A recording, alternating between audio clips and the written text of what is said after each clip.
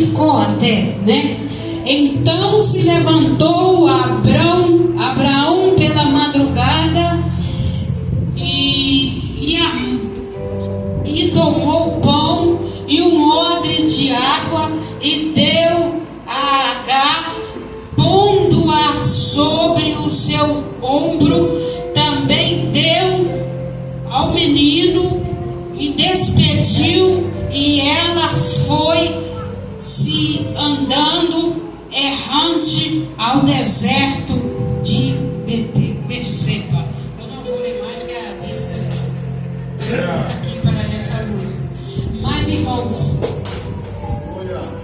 é a palavra que Deus me deu para trazer para vocês nesta noite, que fala sobre Agar, uma estrangeira que fugiu da sua terra e Abraão a resgatou. E eu olhei na Bíblia, nos livros ali pesquisando, não conta-se muito a história de Agar, não, porque a Bíblia fala muito pouco sobre mulheres, né? Mas nos nossos dias as mulheres têm valor na casa de Deus, dirigem culto, as mulheres oram, as mulheres dirigem círculo de oração, tem conjunto das mulheres, mas naquela época as mulheres não podiam fazer nada na casa de Deus. As mulheres sentavam lá atrás, não podiam ocupar os bancos da frente. E se tivesse 100 homens na igreja para valer por 2 mulheres, então as mulheres não valiam nada, né? Hoje o negócio é diferente, porque Deus nos deu a graça, depois que Jesus morreu na cruz do Calvário, vertendo o seu sangue por nós, o nosso direito foi mudado, porque o véu do templo foi rasgado e Jesus deu a liberdade para mim e para você fazer a obra dele e pregar que ele salva, que ele cura, que ele liberta. Aleluia.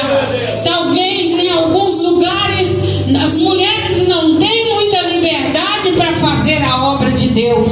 Quando estávamos ali na missão, tinha um pastor idoso de 80 anos. Ele não gostava que as mulheres pregavam na igreja, e a gente ficava ali no canto, mas nós saímos para a rua, eu e meu esposo, e evangelizar nos hospitais, nos presídios. Que coisa gloriosa quando você chega para levar a palavra de Deus e alguém está com sede, alguém está faminto, precisando ouvir a palavra de Deus, e os presos ali pela grade levavam as mãos e nos dava a paz do Senhor, e a gente ficava feliz com aquilo. Eu levava um aparelhinho de som, e ali eu cantava com playback, e os presos falavam: canta mais um, e nós cantava. Os presos pediram um violão para eles cantar de lá e tocar. Fizeram uma dupla bonita lá dentro do presídio,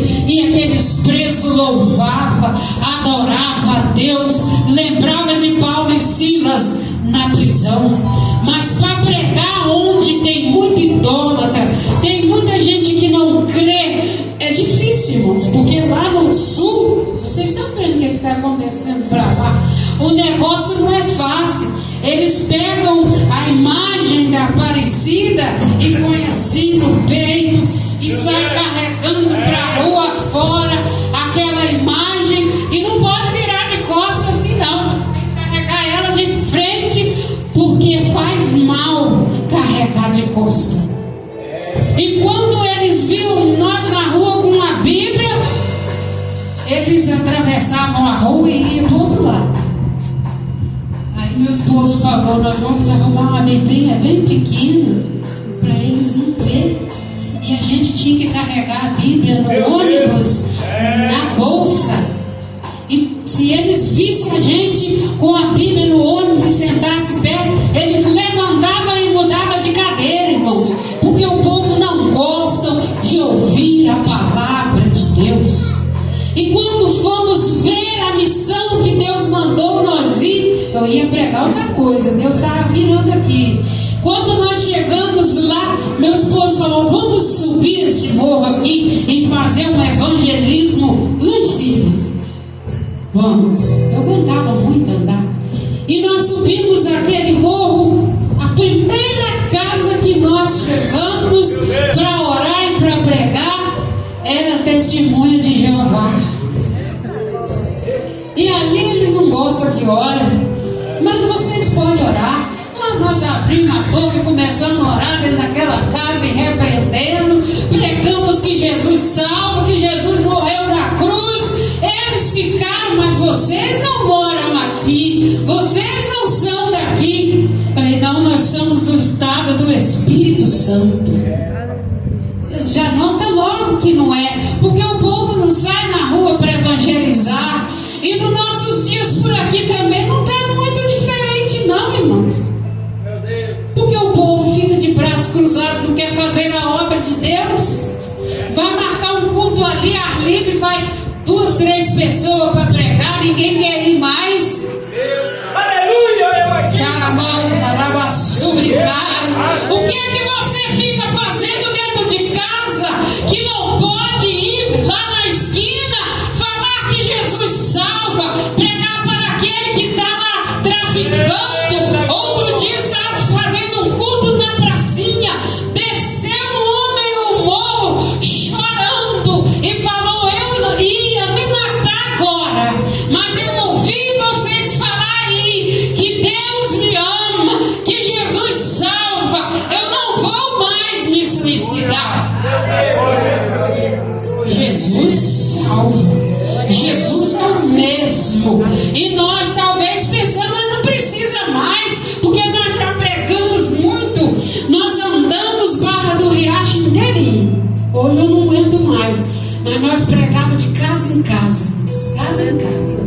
levando a palavra de Deus. Dentro de 3 meses nós ganhamos 80 almas para Jesus. E a igreja era pequena, não era a igreja grande que tem na Barra, mas nós fazíamos assim, nós ficávamos do lado de fora para as pessoas novos convertidos. Não sei se Denildo lembra disso, né? Eu glorifico a Deus, irmãos, porque eu vim pregar, mas veio muito parente, veio conhecido. Tem gente que os parentes não gostam de ouvir eu falar do Evangelho. Nós fomos fazer uma obra lá na Bahia e o povo falou assim: eu não vou naquela igreja porque nem os parentes do pastor não vai na igreja dele. Então eu glorifico a Deus porque aqui tem meus parentes, tem os parentes do meu esposo que são meus parentes também, e nós glorificamos a Deus porque eu vim te ver pregar, mas quem fala é Jesus, irmãos. Aleluia, nas nossas vidas. E eu glorifico a Deus por isso. Mas eu já até esqueci onde eu estava falando, mas eu trouxe essa palavra para você nesta noite, que fala sobre a mulher H, aquela escrava estrangeira, e passou uma vida difícil, de dificuldade, uma vida ali de solidão, uma vida de desprezo, uma vida de tudo que você pensar de difícil. Eu creio que aquela mulher passou para ir parar em um deserto aonde ela não queria estar, com um filho, e ali sofrendo sozinha. A Bíblia fala que saiu errante. Por que errante? Caminhos que a gente não conhece, caminhos difíceis. E ela saiu ali pelo aquele caminho que ela não conhecia, saiu errante pelo deserto de Beceba. E ali, depois que ela tomou toda a água que ela levou do filho, ela pensou: agora nós vamos morrer, porque não tem mais água, não tem mais comida, não tem nada. E ela pegou o menino e pôs lá debaixo de uma árvore. e falou assim: que eu não veja o meu filho morrer. Meu Deus! É difícil a sede, irmãos. É melhor você passar vontade de comer do que de tomar água. Aleluia. Um dia nós tiramos um dia inteiro para fazer jejum. E ali passamos de manhã, de tarde, vai. Mas quando chegou 3 horas da tarde, eu falei que se tivesse pelo menos água para mim tomar, tinha, né? Mas era jejum. Tem gente que fala: estou jejuando, mas eu vou comer fruta. Eu estou jejuando, eu vou comer isso. Comer nada, irmão. Jejum é jejum. É sede, é vontade de comer e é tudo. Mas Deus, Ele nos sustenta. Porque 3 horas da tarde eu estava com sede. Mas eu não tomei água. E nós levamos até a noite para entregar lá na igreja. Era o nosso propósito que nós levantamos diante de Deus. E Deus honra, irmãos, os nossos propósitos. E nós ali orávamos e ia muita gente naquela oração. E quando nós estávamos ali naquele propósito, eu não sei o que aconteceu, que começou a cair vasilha de cima de uma prateleira que eu tinha assim, e virou lata de farinha com lata de pó de café e de açúcar, e misturou aquilo tudo, irmão, misturou. Falei: Jesus. Meu esposo correu e foi juntar depressa os irmãos que estavam lá, para a gente não murmurar e não quebrar o jejum, não perder a bênção. Aleluia. E aquela mulher deparou nessa situação, e ali aquela mulher colocou o filho. Eu olho que o filho era bem obediente. Talvez não é igual hoje. Se você colocasse o filho, ele já era grande. Colocasse ele lá sentado longe e ficasse assistindo, ele ia ficar lá, ele ia correr atrás da mãe. Mas ele ficou chorando porque estava com sede. Aleluia. E nos nossos dias também tem muitas pessoas com sede, precisando de ouvir a palavra de Deus, mas muitos hoje não querem nem levar mais esta palavra para pessoas que precisam ouvir. Aleluia. Louvado é o nome do Senhor. E aquela mulher ali na dificuldade, na luta, no desespero, mas foi uma vida para ela depois que ela pôde contar a bênção e a vitória. Sabe por quê? Porque aonde o menino estava, Deus fez brotar uma fonte de água naquele deserto, para eles encher os cântaros e ir caminhar até chegar ao lugar que precisava. Aleluia. Nós cremos nesse Deus. Irmão da bateria, eu não gosto de fundo musical, eu não gosto de nada disso, irmãos. Parece que a mente sai do lugar assim, desconcentra. Mas, irmãos, e ali aquela mulher encheu os seus cântaros e seguiu em frente, porque Deus bradou ali naquele lugar com água para saciar a sede daquela mulher que estava ali. A vida dela foi uma vida de superação, de sustentação, uma vida ali de testemunho para muitos, que serve até hoje para nós, porque assemelha-se a talvez a sua vida, a minha vida, quando atravessamos por um deserto. Quem aqui nunca passou por um deserto? Eu creio que todo mundo já atravessou. Tem gente que passa por tempos, acha que é difícil, né? Mas uma coisinha simples, você começa a amaldiçoar a sua vida, falar coisas que desagradam a Deus. Mas nós não precisamos de abrir a nossa boca ou emprestar a nossa boca para o inimigo, não, irmãos. Vamos orar. Coloca os seus joelhos no chão e Deus, Ele vai agir ao seu favor. Porque naquele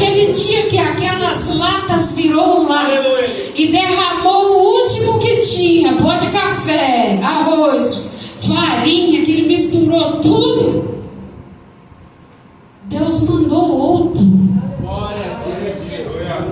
Meu esposo desempregado, a situação complicada, mas Deus, Ele não deixa o seu servo mendigar o pão. Aleluia, Deus! E aquela mulher estava ali sofrendo a solidão do deserto. Meu Deus. Só não sabe o que é uma solidão no deserto quem nunca passou. E eu sei que tem muito crente que não sabe o que é isso. Mas Deus, quando Ele nos prova para uma obra, né, irmão Aguimar? Na época daquela oração, Deus estava nos provando para ir para a missão. E lá naquelas orações, Deus falou, vai. E Ele só revelou o nome da cidade. Pato Branco. Talvez vocês nunca viram falar. E nós fomos para o mapa.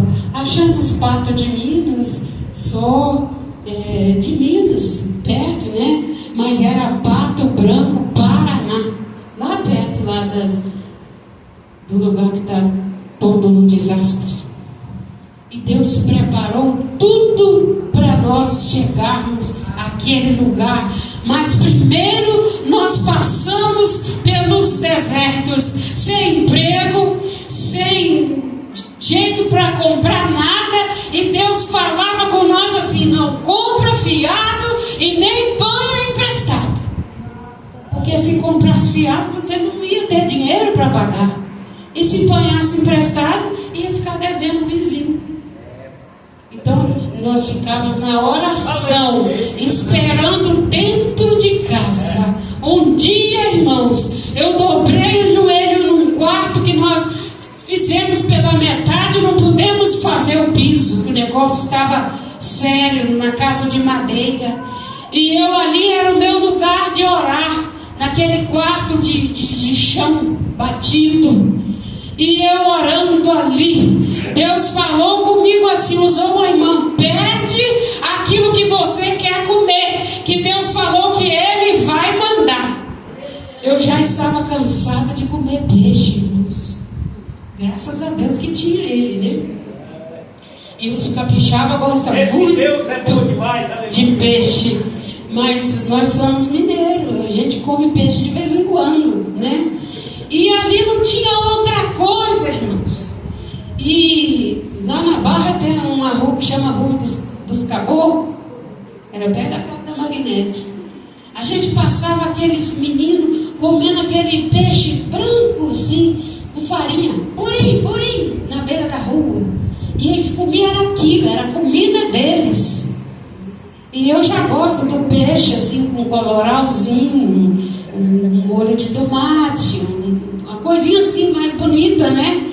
Mas na época, irmãos, meus filhos pediam de manhã: mãe, eu quero leite. Eu dava um peixe a eles. Mãe, eu queria um pão. Dava um peixe.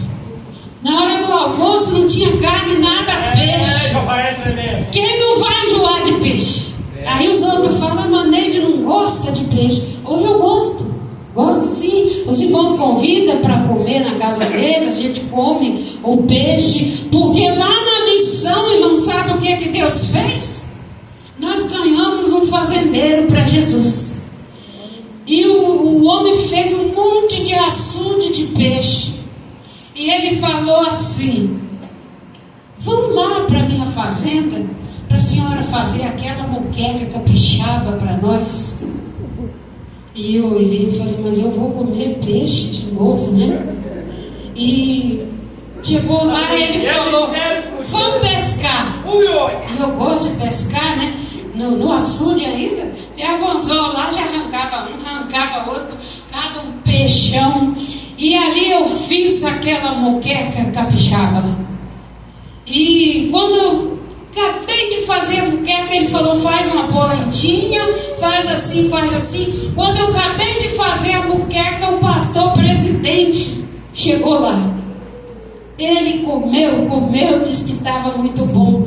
E E eu comecei lá na missão a comer o peixe de novo, porque eu já não conseguia mais nem o cheiro do peixe, porque a Barra do Riacho era um cheiro de peixe que a gente não aguentava. Falei, mas que povo que jogava aquilo tudo pela rua, que não era asfaltado, não era nada, e ali aquele cheirão horrível de peixe pelas ruas, e a gente já não aguentava mais ver peixe na frente.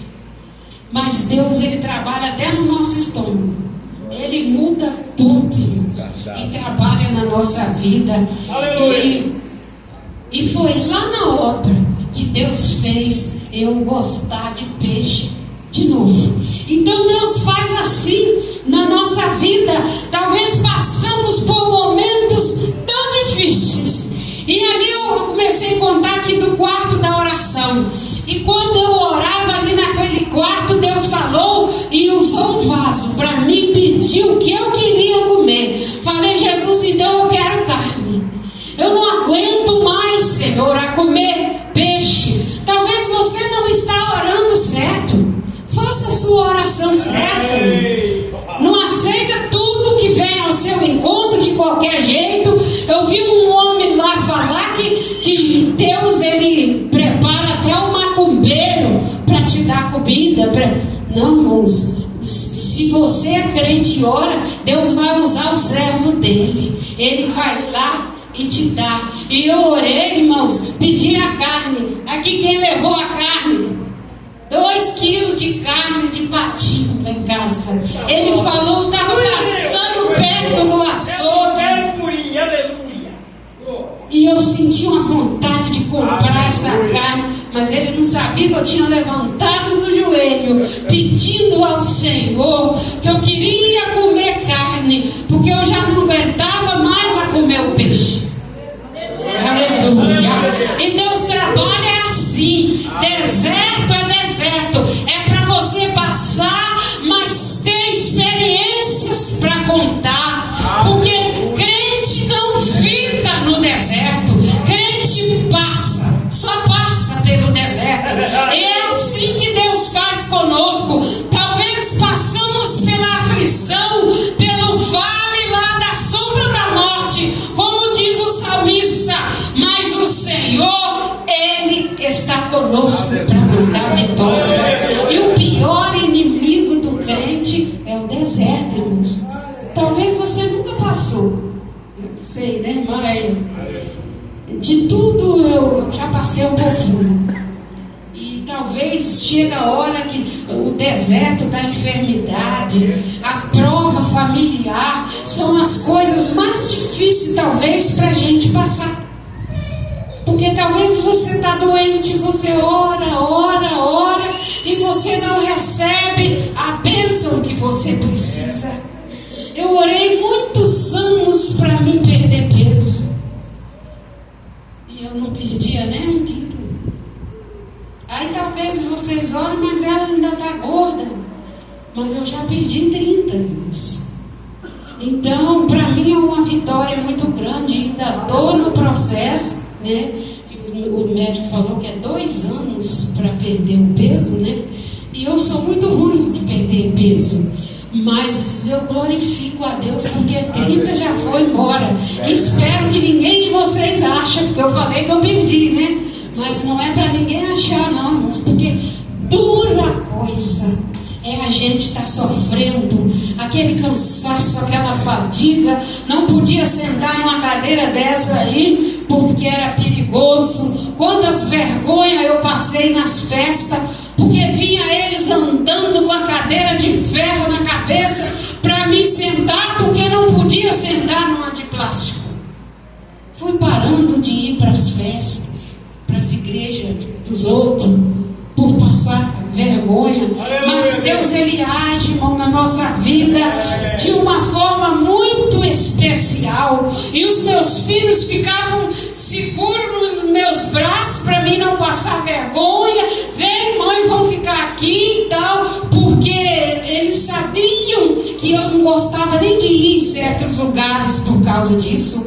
Mas Jesus, Ele faz a obra, Ele faz completa, irmão. irmãos. E eu glorifico a Deus, mas ainda falta 28 para mim perder. Porque eu pesava 113 quilos, né? Mas Jesus, Ele é o dono da bênção, o dono do milagre. E Deus preparou tudo para mim fazer essa cirurgia sem gastar. Só gastava com os petróleos para ir, para voltar, mas eu não paguei nada, que eu já vi gente pagar 30 mil, 20 e tantos mil de cirurgia, e Deus preparou tudo para mim.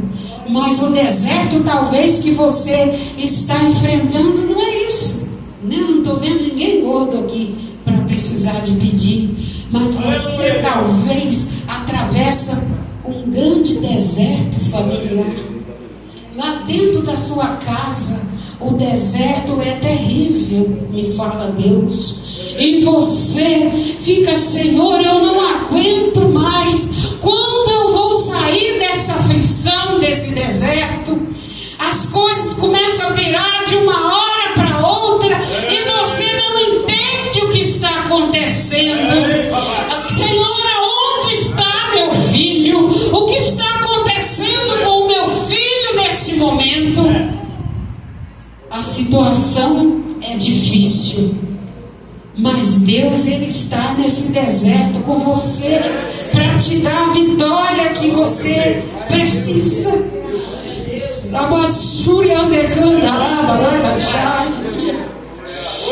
Aleluia. Talvez você fique fadigado, a alma aflita, fica cansado. Não vou orar mais, eu não vou buscar mais, porque eu não adianta, não estou aguentando. Mas se parar, o negócio piora, irmãos. Tem gente que sobe monte, desce monte, vai para o vale e vai. É aí que você vai descansar nos braços do Senhor. Porque o crente sem oração, ele não consegue vencer nada. É preciso buscar a presença de Deus. Aleluia.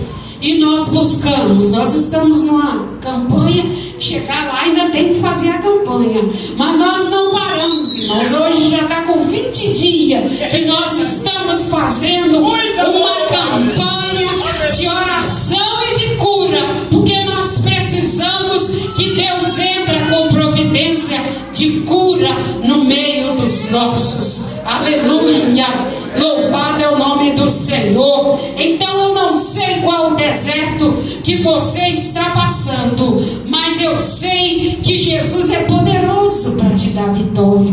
Quem sabe é o deserto do desemprego, quem sabe lá na sua panela, lá na sua despensa não tem nada para amanhã. Quem sabe?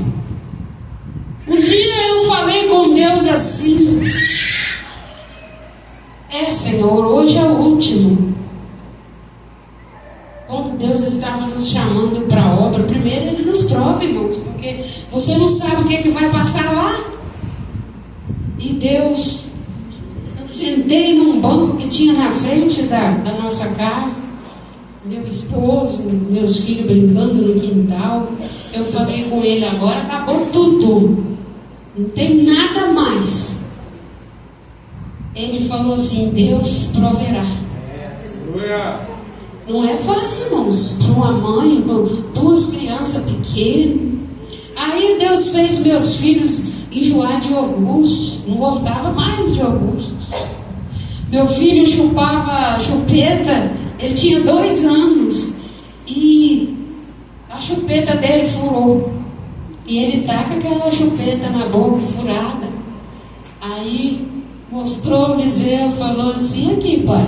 Ele falou: meu filho, joga isso fora. Papai do céu não vai deixar mais você precisar disso. Ele banhou ele do outro lado da rua. Nunca mais ele pediu a chupeta, irmãos. Até isso Deus faz, porque nós não tínhamos dinheiro para comprar. Então Deus trabalha nos mínimos detalhes. E o meu esposo, ele queria comer pão, e meus filhos pediram pão, e nós não tínhamos uma moeda em casa. Aí tinha a irmã Tereza, a mãe do irmão Hélio, muito amiga nossa que já dorme no Senhor. E o Eliseu falou: eu vou passar lá na irmã Tereza, que ela faz pão direto. E quem sabe lá tem um pão para dar a esses meninos. E eu estava tão angustiada de passar por tanta prova, tanta coisa. Eu falei: eu não vou, eu vou buscar o pão lá em casa. Cheguei em casa, eu ajoelhei lá no meu cantinho de oração. Aí daí a pouquinho que eu estava orando, a vizinha gritou nos fundos do quintal que tinha só uma cerca, que nem o muro nós tinha feito. E ela gritou: irmã Ney. Eu fui, chegou lá, ela estava embrulhada em um pano assim, ó, uma trouxa de pão, irmãos, assim, ó. Era muito pão, a padaria dava para ela. E ela me deu aqueles pão. Quando o Eliseu chegou com as crianças, eu já tinha comido 2 pão daquele, estava rindo, toda feliz, né? Aí ele falou assim: pão? Mas aonde você tirou tanto pão? Eu falei: viu, você foi atrás, mas eu vim buscar em casa. Aí ele riu, né? E foi comer pão também, porque Deus, ele faz, a Bíblia fala que ele põe uma mesa lá no deserto, ele prepara a mesa no deserto. Eu não sei qual é o seu deserto nessa noite.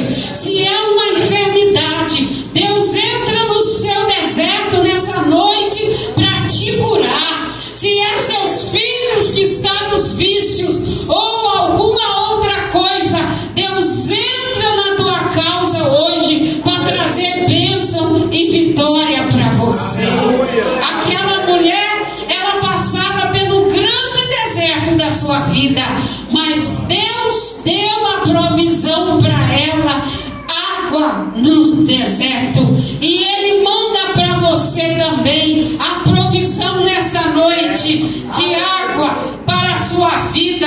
Ele manda para você um renovo nessa noite, que você possa buscar mais ao Deus que você serve, para você alcançar vitória das mãos do Senhor. Muitas vezes nós não recebemos porque nós não pedimos. Aleluia. E nós precisamos pedir com fé. E quando pede com fé, a vitória vem na nossa mão. Quantas experiências de vida nós temos no Evangelho, porque 50 anos que eu sirvo a esse Deus. E eu tenho muita vitória para contar. Tem gente que vai lá em casa e fala: eu gosto de ficar aqui, porque a gente ouve tanta coisa boa que dá vontade de não ir embora. Irmão, mas tem muita prova também, mas a gente passa por cima da prova, dando glória a Deus, exaltando o nome santo do Senhor, porque pregamos um Deus que cura, que salva e que liberta. Não é por isso que nós vamos colocar o nosso rosto no chão e começar a chorar e só reclamar porque a nossa situação está difícil, está morrendo, está lá no mundo das drogas, dos vícios. Mas Jesus liberta, Jesus salva, Jesus transforma. Esse é o motivo que nós temos para glorificar e exaltar o nome santo do Senhor.